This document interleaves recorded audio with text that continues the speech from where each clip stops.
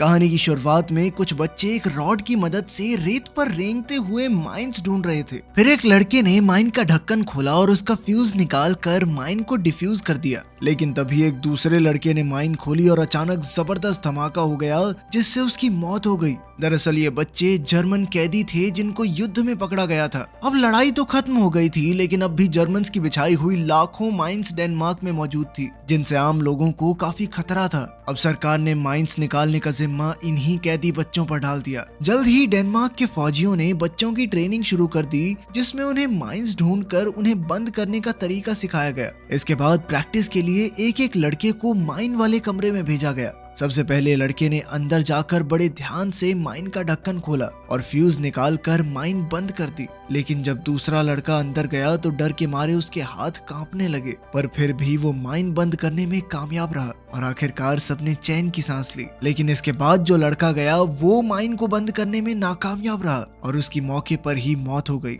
इससे बच्चों के मन में डर बैठ गया, क्योंकि कभी भी कोई भी माइन उनकी जान ले सकती है। खैर, ट्रेनिंग पूरी होने के बाद 11 लड़कों को डेनमार्क के पश्चिमी तट पर लाया गया, जहाँ पर सार्जेंट कार्ल उनका बॉस होगा। कार्ल के मन में नाजियों के लिए बहुत नफरत भरी हुई थी। उसने देखा कि ये बच्चे महज 13-14 साल के थे, पर कार्ल जैसा आदमी जो नाजियों से बेहद नफरत करता था, उसके लिए ये बच्चे सिर्फ माइंस ढूंढने के औजार थे। फिर कार्ल ने बीच की ओर इशारा करते हुए कहा कि यहाँ 45,000 माइंस दफन हैं। उसने हुक्म दिया कि हर किसी को 1 घंटे में 6 माइंस ढूंढकर उन्हें बंद करना होगा, ताकि 3 महीने बाद वो अपने घर लौट सकें। इसके बाद सभी बच्चे काम पर जुट गए और रेंगते हुए रॉड से धीरे धीरे माइंस का पता लगाने लगे। अचानक अर्नेस्ट नाम के एक लड़के को एक माइन मिली और उसने अपनी ट्रेनिंग की मदद से माइन को डिफ्यूज कर दिया। इसी तरह उनका पहला दिन काफी अच्छा रहा, क्योंकि किसी को जान का नुकसान नहीं हुआ। शाम को उन्होंने कपड़े के बैग्स में घास भरकर गद्दे बनाए ताकि वो रात को सो सकें।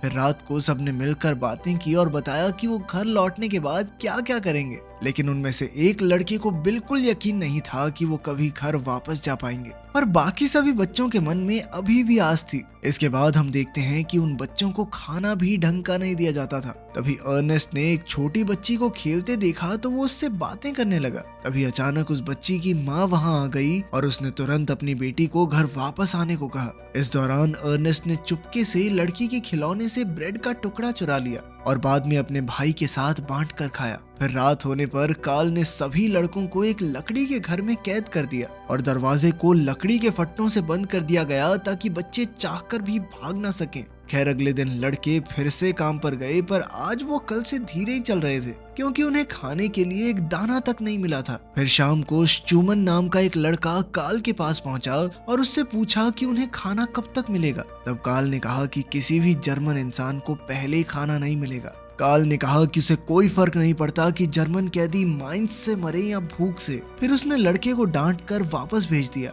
अगर रात को हेलमेट नाम का एक लड़का अपनी भूख पर काबू नहीं रख पाया और वो खाना ढूंढने के लिए लकड़ी के फट्टे हटाकर घर से भाग निकला। फिर अगली सुबह अर्नेस्ट को बुखार हो गया और उसे चक्कर भी आ रहे थे, पर इसके बावजूद भी कार्ल ने उन्हें एक पल के लिए भी आराम करने की इजाजत नहीं दी और उन्हें उसी वक्त काम पर लग जाने को कहा। इधर विलियम नाम का एक लड़का भी बीमार हो गया और उसने उल्टी कर दी। तब स्कूमन उसे देखने जा ही रहा था कि अचानक वहां जबरदस्त धमाका हो गया, जिसमें विलियम की दोनों बाजुएं उड़ गई। वो बेचारा दर्द के मारे तड़पते हुए कह रहा था कि वो अपने घर वापस जाना चाहता है। तब अर्नेस्ट चिल्ला चिल्ला कर मदद की गुहार लगाने लगा, मगर पास की खेत वाली औरत ने भी चुपचाप अपना दरवाजा बंद कर लिया। इधर कार्ल भी बच्चों की पुकार सुनने के बावजूद अंदर ही बैठा रहा, लेकिन विलियम की चीख पुकार इतनी दर्दनाक थी कि कार्ल जैसा पत्थर दिल आदमी भी खुद को रोक नहीं सका और उसने बाहर जाकर विलियम को एक इंजेक्शन दे दिया। तब उसे एहसास हुआ कि ये कैदी सिर्फ नाजी फौजी नहीं, बल्कि छोटे बच्चे भी हैं। इसके बाद वो खुद विलियम को उठाकर हॉस्पिटल ले गया। वहीं बाकी बच्चे भी बीमार होकर उल्टियां करने लगे थे। जब कार्ल को इसका पता चला तो उसने सबसे पूछताछ की। तब हेलमेट ने खुलासा किया कि वो कल रात अपनी भूख पर काबू नहीं रख पाया और पास के खेत से कुछ दाने चुरा कर उसने अपने साथियों में बांट दिए। फिर जब काल ने खेत वाली औरत से उन दानों के बारे में पूछा तो उसने बताया कि वो तो कीड़े लगने की वजह से खराब हो गए थे। ये कहकर वो मुस्कुराने लगी क्योंकि उन दानों को खाने से दुश्मन जर्मन फौजी बीमार हो गए थे। खैर फिर काल ने सभी बच्चों को लगातार समुद्र का पानी पीने को कहा ताकि कीड़े वाले दाने उल्टी के जरिए बाहर आ जाएं। इसके बाद उसने सभी बच्चों को नहलाया और बाद में विलियम को देखने हॉस्पिटल पहुंचा। पर तब उसे पता चला कि हॉस्पिटल पहुंचने के कुछ समय बाद ही विलियम की मौत हो गई थी। ये सुनकर काल को बहुत पछतावा हुआ क्योंकि उसने बच्चों को भूखा रखा था। फिर शाम को वो मिलिट्री बेस से ब्रेड चुराकर बच्चों के लिए लाया और ब्रेड दरवाजे पर रख दिए। जैसे ही बच्चों ने खाना देखा तो वो तुरंत उस पर टूट पड़े क्योंकि वो कई दिनों से भूखे थे। बाद में जब काल बच्चों से मिला तो उनका मन रखने के लिए उसने कह दिया कि विलियम की तबीयत धीरे धीरे ठीक हो रही है। ये सुनकर सभी बच्चे बेहद खुश हुए, लेकिन अब विलियम के ना होने की वजह से हर बच्चे को 1 घंटे में 8 माइंस बंद करनी होंगी। फिर भी बच्चे खुशी खुशी काम करने में जुट गए और यहाँ से घर लौटने का प्लान बनाने लगे। इन बच्चों को किसी से कोई शिकायत या गुस्सा नहीं था क्योंकि वो जानते थे कि वो बाकी जर्मन फौजियों की हुई गलतियों की भरपाई कर रहे हैं। फिर रात को अचानक कुछ डेनमार्क के फौजियों ने शराब पीकर बच्चों पर हमला कर दिया और वो बेचारे डर के मारे कुछ नहीं कर सके। जब कुछ लड़कों ने जवाब देने की कोशिश की तो फौजियों ने उन पर बंदूकें तान दी। वो गोली चलाने ही वाले थे कि ऐन वक्त पर काल ने वहां आकर कहा कि अगर ये बच्चे मारे गए तो उन्हें अपने आदमियों से माइंस बंद करवानी होंगी। ये सुनकर फौजियों ने बच्चों को छोड़ तो दिया, पर जाने से पहले लेफ्टिनेंट ने काल से कहा कि वो युद्ध के दौरान जर्मन फौजियों के अत्याचारों को भूले ना।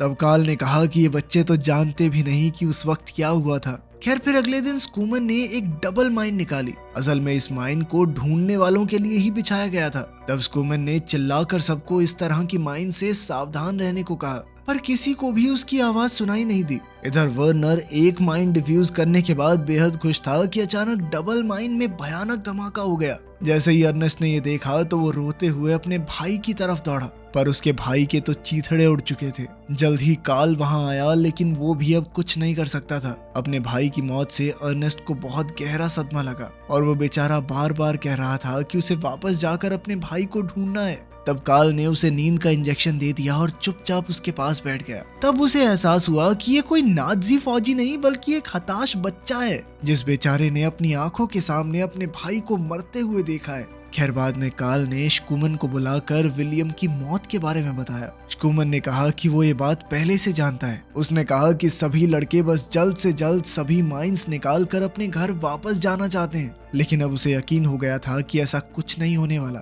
तब काल ने कुछ ऐसा कहा जो उसने आज तक नहीं कहा था। उसने कहा कि फिक्र मत करो, जल्द ही सब ठीक हो जाएगा। उस रात काल ने दरवाजा बंद नहीं किया और खुद मिलिट्री बेस से बच्चों के लिए ब्रेड लेने चला गया। फिर अगले दिन बच्चे बेहद खुश थे क्योंकि काल ने उन्हें आराम करने की इजाजत दी थी और फिर उन्होंने मिलकर बीच पर फुटबॉल खेला। अब चीजें धीरे धीरे ठीक हो रही थी कि अचानक पास ही में धमाका हुआ जिससे सब बदल गया। इस धमाके में काल के कुत्ते की मौत हो गई थी, जबकि वो उस इलाके में घूम रहा था जहां से सभी माइंस निकाल दी गई थी। इस चीज से काल को लगा कि बच्चे उसे धोखा दे रहे हैं। पहले नाजियों ने उसके पूरे परिवार को मार डाला और अब उनकी वजह से उसका कुत्ता भी मर गया। इस घटना के बाद काल के मन में नफरत एक बार फिर से उठ खड़ी हुई और वो दोबारा से क्रूर और अत्याचारी बन गया। जो लड़का माइंस हटाए हुए इलाके की जांच करता था उसने काल को बताया कि सच में उस इलाके से सारी माइंस निकाल दी गई थी, पर काल ने उसकी एक ना सुनी और उसे कुत्ता बनने की सजा दी। फिर उसने बॉल फेंकी और उसे कुत्ता बनकर ही बॉल लाने को कहा और जबरदस्ती कुत्ते की तरह भौंकने का हुक्म दिया। अब काल ने एक बार फिर से उस इलाके की जांच करने को कहा, पर एक लड़के ने इसका विरोध किया। तब काल ने गुस्से में आकर उसे कई बार थप्पड़ मारे। इसके बाद सभी बच्चे बाहों में बाहें डाले अपनी जान जोखिम में डालकर उस इलाके पर चलने लगे ताकि बची हुई माइंस का पता चल सके। बाद में जिस लड़के को काल ने थप्पड़ मारे थे वो तंग आकर वहां से भाग निकला, लेकिन स्कूमन ने कहा कि सारी माइंस डिफ्यूज करने के बाद उन्हें घर भेज दिया जाएगा। फिर अगले दिन वो खेत वाली औरत अचानक दौड़ते हुए बच्चों के घर में आई और रोते हुए उनसे मदद की गुहार लगाने लगी। लड़के तुरंत उसके साथ भागकर बाहर आए तो उन्होंने देखा कि उसकी बेटी खेलते खेलते माइंस के इलाके में चली गई थी। तब स्कूमन तुरंत जमीन पर लेटकर माइंस खोजने लगा। इधर जब काल वापस आया तो उसने देखा कि घर एकदम खाली था। उसने सोचा कि सभी बच्चे भाग गए, पर जब वो बीच पर पहुंचा तो उसने देखा कि वो सब मिलकर छोटी बच्ची को बचाने की कोशिश कर रहे थे। तभी अचानक अर्नेस्ट माइंस के इलाके पर सीधा चलते हुए बच्ची के पास गया। फिर अर्नेस्ट ने बच्ची को उठाकर स्कूमन को पकड़ा दिया और खुद वहीं सुन्न होकर खड़ा हो गया। सबने उसे वापस बुलाया, पर वो मुस्कुराकर माइनफील्ड की ओर बढ़ गया। अचानक धमाका हुआ जिसमें उसकी जान चली गई और आखिरकार वो अपने भाई के पास पहुंच ही गया। ये देखकर तो स्कूमन जैसा मजबूत लड़का भी अंदर से टूट गया। फिर कार्ल ने उसके पास जाकर कहा कि वो जल्द ही अपने घर लौटेंगे। बाद में कार्ल समुद्र की ओर देखते हुए उन सभी मासूम बच्चों के बारे में सोचने लगा जिन्होंने अपनी जान गंवा दी थी। खैर जल्द ही 3 महीने पूरे हुए और माइंस निकालने का काम अब पूरा हो चुका था। अब बाकी 6 बच्चे अपने घर जाने को तैयार थे। वो सब माइंस को एक ट्रक में चढ़ाते हुए खुशी खुशी अपने भविष्य की बातें कर रहे थे कि अचानक वहां जोरदार धमाका हुआ जिसने आसमान को काले धुएं के बादलों से भर दिया। कार्ल और उसके साथी दौड़कर वहां पहुंचे, पर 2 लड़कों की मौत हो चुकी थी। आखिरकार बाकी बचे 4 लड़के ट्रक में चढ़े, लेकिन उनके चेहरे पर खुशी का नामो निशान नहीं था। इसके बाद उन्हें घर भेजने की बजाय एक और माइनफील्ड में भेज दिया गया जहां 72,000 माइंस बिछी हुई थी।